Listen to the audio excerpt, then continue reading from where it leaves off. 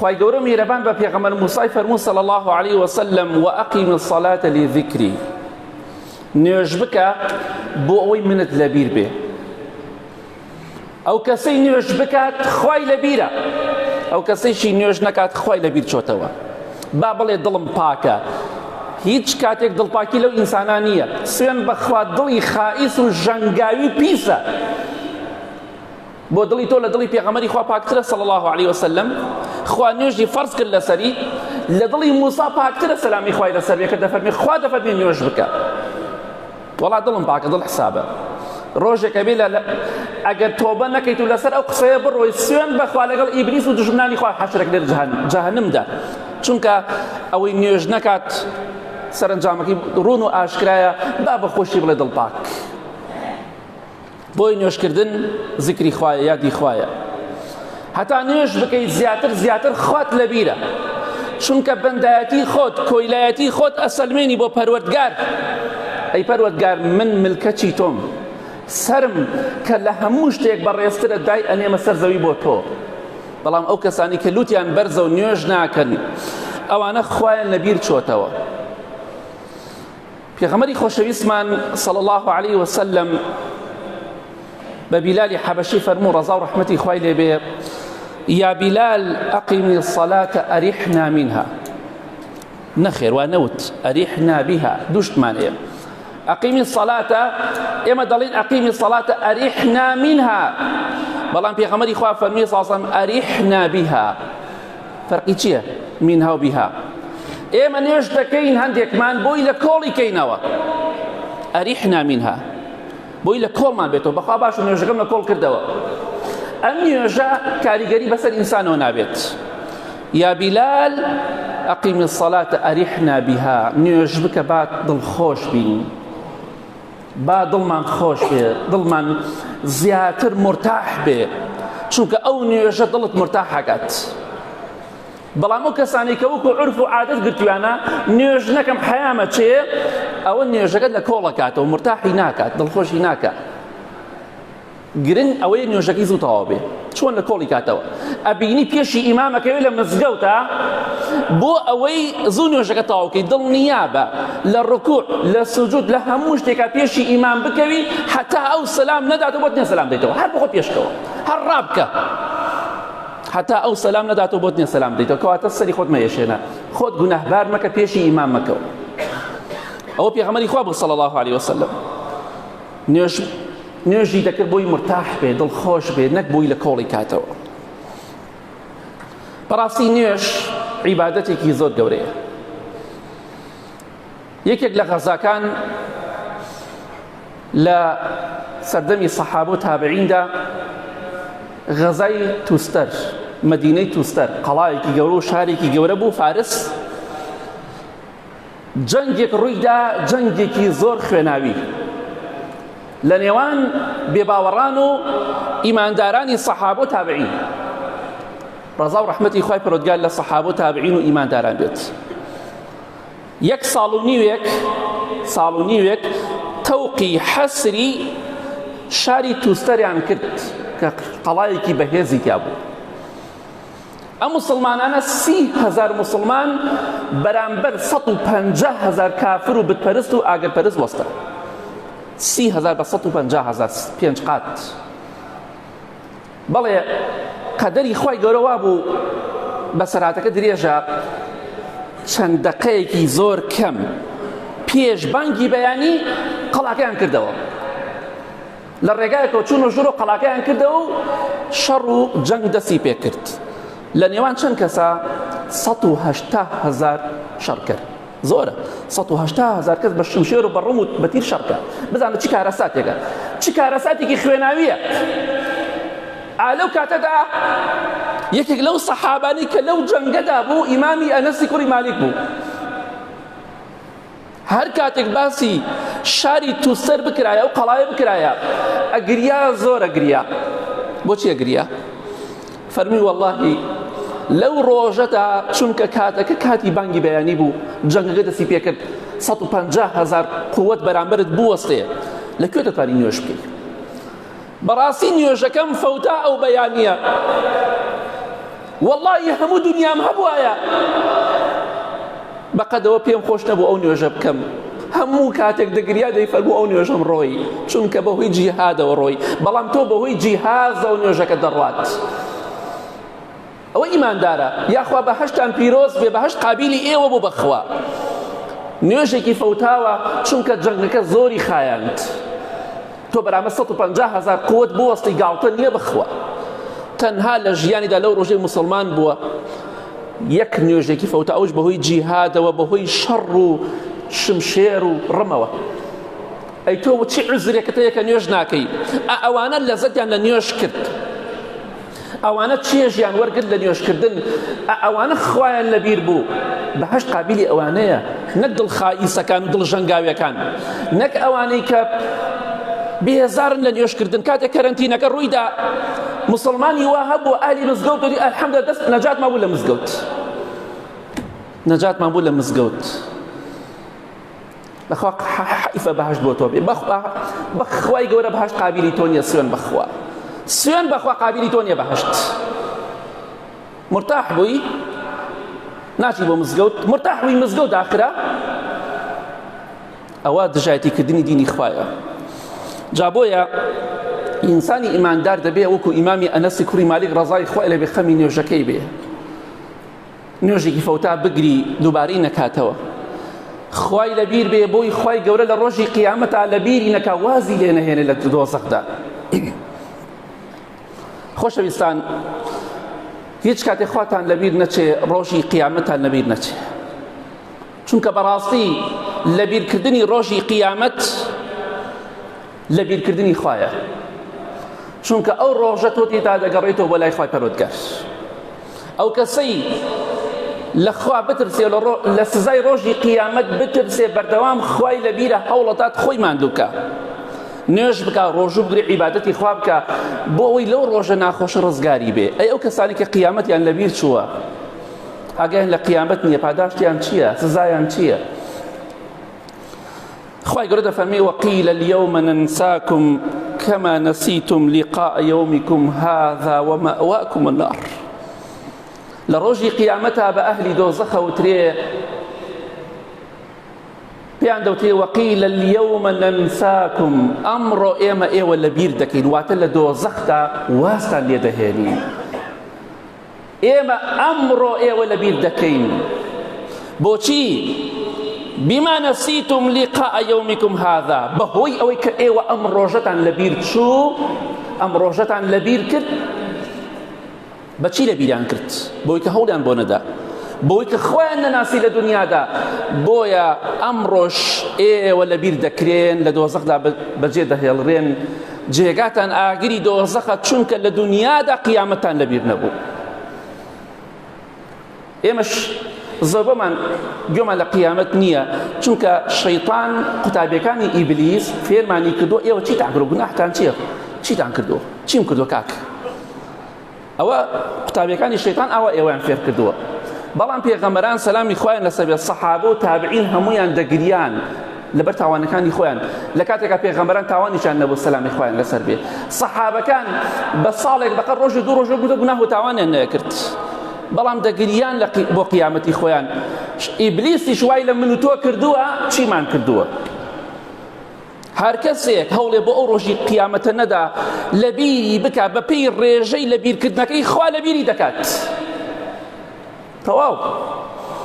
خوای گەورە دەفەرمێ فەذوقوا بما نسيتم لقاء يومكم هذا إنا نسيناكم، دەی ئاگری دۆزەخ بچێژن بەهۆی ئەوەی کە ئەم ڕۆژەتان لەبیر کرد، کە ڕۆژی قیامەت. بۆی ڕۆژی قیامەت لەبیر مەکە، ڕۆژێکی سەختە. ئەو ڕۆژە لەبیر مەکە، بەڕووتی حەشر دەکرێی، بۆ ساحەی مەحشەر دەڕۆی، ئاگات لە کەس نییە، نە کوڕ نە کچ، نە دایە نە باوە، نە خوشک نە برا نە برادەر، هیچ کەسێک، تەنها خەمی خۆت. بۆی ئەو ڕۆژە هەر کەسێک لەبیری بێ خۆی لە خراپە دەپارێزێ، خۆی لە حەرام دەپارێزێ، خۆی لە خراپەکاری دەپارێزێ. ئەو کەسەیشی لەبیری نەبێ دەڵێت چیم کردووە، من بەهەشتیم، فڵان کەس بەهەشتیە، هەمووی خوا لێ خۆش بوو، ڕەحمەتی. بەڵگە چێ خوا لێ خۆش بوو، بەڵگە چێ ڕەحمەتیە؟ بۆ لە خوا ناترسی؟ ئینسانی ئیماندار دەبێت خوای لەبیر بێت، ڕۆژی قیامەتی لەبیر بێ. لە حەدیثێکی صحیح مسلم داهاتووە لە ڕۆژی قیامەتە خوای گەورە ناز و نیعمەتێکی زۆر بیری بەندەکانی دەخاتەوە. خوای گەورە دەفەرمێ فڵان شتم بە تۆ بەخشی، فڵانم پێت بەخشی، فڵانم پێت بەخشی. خوای گەورە دەفەرمێ ئایا ئەی فڵان کەس گومانت وا بوو کە دەگەی بە من ئەم ڕۆژە سەختە لە پێشتە؟ گومانت دەکری ئاوا محاسبە بکری لەسەر ئەم هەموو شتە؟ گومانت ئەکرد کە ڕۆژێک دێ بەرەو ڕووی من دەبیتەوە؟ دەڵێ نەخێر. خوای گەورە دەفەرمێ فإني أنساك كما نسيتني، هەرکو چۆن تۆ لە دنیادا منت لەبیر کرد، ئەم ڕۆژت لەبیر کرد، ئەم بەیەگەیشتنت لەبیر کرد، ئەمڕۆ منیش تۆ لەبیر دەکەم، واتە واز لێ دەهێنم لە ئاگری دۆزەخدا. بۆیە ئەوە وعدی خوایە، تۆ هەر بڵێ خوا غەفور و ڕەحیمە. خوا وعدی داوە هەر کەسێک قیامەت لەبیر بکەوە هەوڵی بۆ نەدا منیش لەبیری دەکەم. تەواو ئەبێ سزاکەی بچێشی. بۆیە خواتان لەبیر نەچێ، ڕۆژی قیامەتان لەبیر نەچێ. یا ڕەبی خوای لە گوناهەکانمان خۆشبی، لە گوناهی دایک و باوک و مردوەکانمان خۆشبی، خوای شیفای نەخۆشەکانمان بدە یا رب العالمین.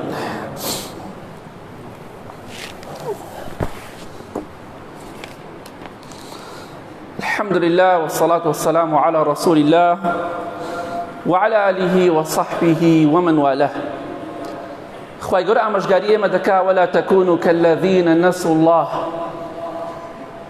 ئەی ئیمانداران ئێوە لەو کەسانە ببن کە خوایان لەبیر کردووە، خوا لەبیر دەکەن. ئەو کەسەی کە زیکری خوا بکە خوای لەبیرە، بە پێی ڕێژەی زیکرەکەت خوات لەبیرە، بە پێی ڕێژەی زیکر نەکردنیش خوات لەبیر چۆتەوە.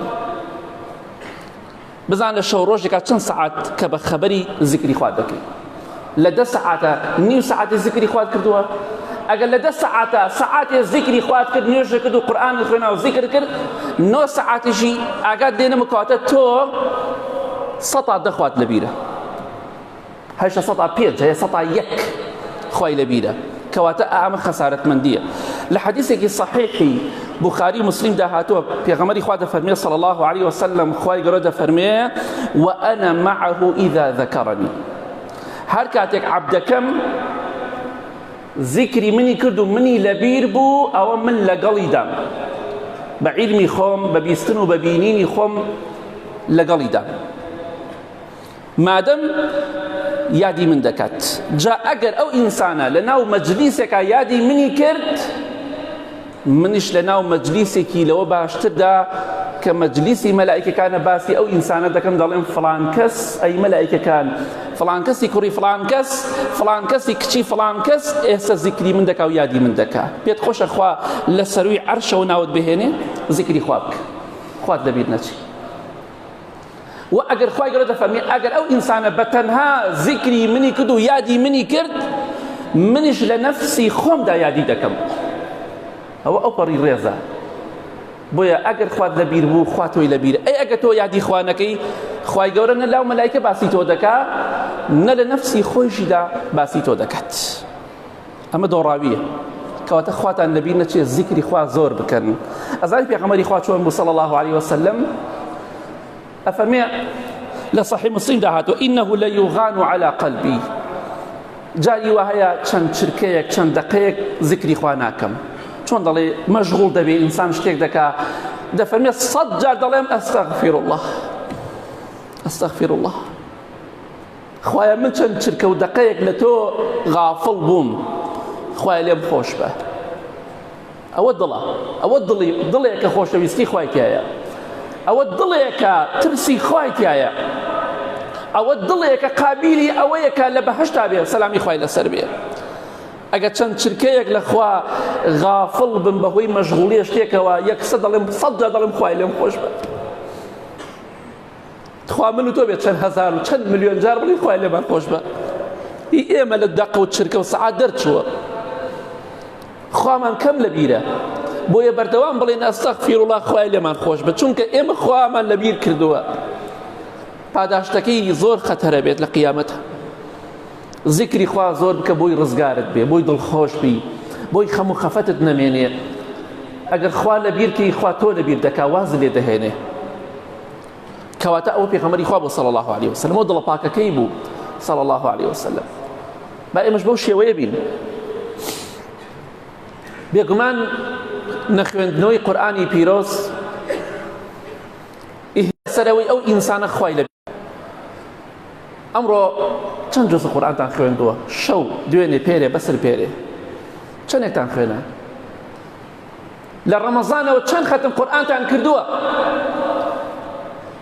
کەواتە بزانە چەندێ لە دواوەی چەندێ بێئاگەر نەیخوێنیتەوە سوێن بەخوا شەفاعەتە بۆ ناکە شەفاعەت بۆ کەسێ دەکا کە خوێندە بێتەوە کردەوەی پێکردوێ بەڵام تۆ نەتخوێناوە بەتەمای شەفاعەتی قورئانی نابێت شتیوان نییە کەواتە ئەو کەسەی قورئان دەخوێنێ خوای لەبیرە ئەو کەسەشی قورئان ناخوێنێ بەپێی قورئان نەخوێندنەکەی کەلامی خوا و خوای لەبیر چۆتەوە ئیمامی ابن تەیمیە ڕەحمەتی خوای لێبێ قورئانی دەخوێنا بە قورئان خوێندنە و گیانی دەرچوو ئیمامی ابن حەجەر ڕەحمەتی خوای لێبێ چەندەها زانای گەورە بەدەم قورئان خوێندنە و گیانیان دەرچوو ڕەحمەتی خوایان لێبێ لە هەوڵێک بدە لە دنیادا بیخوێنە بۆی لە کاتی سەرمەرگا بە ئیزنی خوا یا بە شایەتمان و بمریا بە قورئان خوێندنەوە سەدەها زانای گەورە لەم ئومەتەدا و چەندەها کەسە بۆ عەوامیش بوو عەوام بەسەر قورئانەکە یعنی مردووە کۆتایی پێهاتووە مردووە تەواو بەسەر بەرزی مرد بەڵام تۆش دوعا بکە بڵێ خوای ئاخرم بەخێر بگێڕێ ئینسان ئەگەر قورئان بخوێنێ بەردەوام ئینشاڵڵا دڵخۆش دەبێت بەسەرهاتێک کۆتایی بە وتارەکە دەهێنم پیاوێکی بەڕێزە بوو داعیەک و بانگخوازێکی گەورە بوو ئەبوو تەڵحە ڕەحمەتی خوای لێبێ لە بەغداد لە نەوەتەکانە ئیعدامیان کرد لەگەڵ چەند قوتابیەکی خۆیدا ڕەحمەتی خوایان لێبێت ئەوانەی کە الحەمدوللا گۆڕ بە گۆڕ بوون بەڵێ کاتێک کە ئەو کەسەی کە حەبلەکەی کردە ملی دەڵێ حەبلەکەم کردە ملی برادەرێکی لە تەنیشتی بوو تەڵەبەی خۆی بوو قوتابی خۆی بوو وتی ئەو حەبلە لە ملی ئەو کەرەوە وتم بۆ وتی من بوومە سەبەب و هۆکاری هیدایەتی ئەو بەهۆی دەعوەکە و بانگەوازەکەی منەوە گیراوە با ئەو مەرگی من بینە من مەرگی ئەو نەبینم سبحان الله مادەم بەهۆی منەوە گیراوە ڕێگای خوان پێشان داوە ڕێگای قورئان و سنەت دەڵێ حەبلەکەم لە ملی ئەو کردن ملی برا ئەو برادەرە ئەو ئەبوو تەڵحەی ڕەحمەتی خوای لێبێ کە مامۆسایەکی بەڕێز و بەتوانا و ڕەحمەتی خوای لێبێ ئەڵێ دەستی کرد بە قورئان خوێندن سورەتی تاها قورئانی خوێنا هەتا گەیشتە ئەو ئایەتە خوای گەورە دەفەرمێ وعەجیلت ئیلەیکە ڕەبی لتەرضە موسا فەرمی سەلامی خوای لەسەر بێ خوایە پەلەم کرد بۆ ئەوەی لێم ڕازی بیت ئەو ئایەتەی خوێنا و کەوتە خوارەوە ڕەحمەتی خوای لێبێت ئەوە ئەهلی قورئانە ئەوانە ئەهلی قورئانن ئەوانە خوایان لەبیرە لە سەرمەرگدا پێشتریش خوایان لەبیر بۆ بۆیە خوای گەورە لە سەرمەرگا وایان لێکا کە خوایان لەبیر بێ هەشە لە سەرمەرگایە و حەبلەکەش ئەکەن ملی زمانی نایە لە شایەتمانێ بێنێ چونکە لە پێشترا کەسێکی باش نەبووە خوای یارمەتی نەداوە بۆیە بەردەوام خواتان لەبیر بێ بۆی لە ڕۆژی قیامەتە خوای گەورە ئێمەی لەبیر بێ لە کۆتاییدا دەڵێم خوایە گیان یا بە قورئان خوێندنەوە یا بە شایەتمان لەم دنیا دەرمان کۆمان مرێنە خوای گیان آخر وشەمان شایەتمان و قورئان بێت اللهم اغفر للمؤمنين والمؤمنات والمسلمين والمسلمات الأحياء منهم والأموات من أهل السنة والجمعة والجماعات يا ربي خوايا الشفاء نخوش كان من بدي بتايبتي أواني داوي دعاء خير يعني كدو يا ربي خوايا قتابي كان من لوانا كان ينسكوتوكي يا ربي خوايا وكساني كي شو مشكلان هي بويان حلكي أواني نخوش شفاء يعني بدي أواني قرزاريان بودا بركي أواني درددار خوايا درديان نسلابري خوايا آخر من بخير بجيري شويك روجك من مريني خود من راضي بي يا ربي خويا بأهل قرآن وذكر من قبول كي آمين آمين آمين وصلى الله على محمد وآله وصحبه أجمعين.